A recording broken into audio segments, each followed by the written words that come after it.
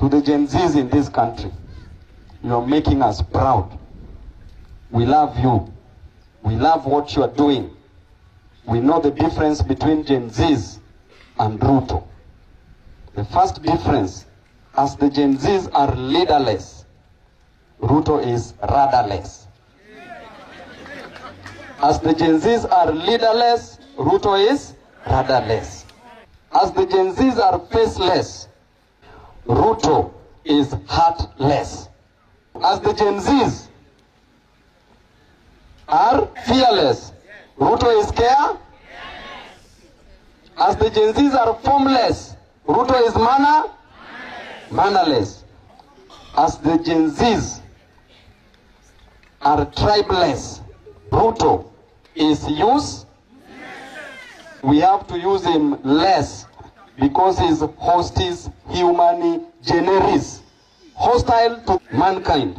He is the enemy of the people, and he will forever remain the enemy of the people. And therefore, all the negative less belongs to Ruto. We cannot come here today to bury a young man like Denzel. It is Denzel who should be burying the parents, not the parents burying Denzel. And therefore, as comrades, we know that tomorrow we have a date with destiny. And for something good to happen, something must break. For something good to happen, something must break. For a seed to germinate, the ground must. For it to rain, the sky must. For a child to be born, water must. For Kenyans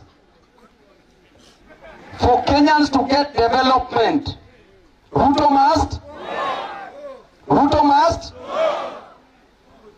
For Kenyans to get justice for all those who have been killed, Ruto must. Koome hata ni mtu mdogo sana kwa hii kitu. Let us deal with the head.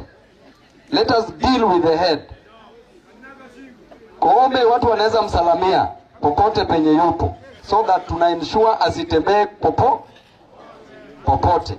Because we will not allow the deaths of our young men and women, the death of Denzel, to go without justice. We must stand for our comrades. We must fight for our comrades. And you cannot intimidate us day and night.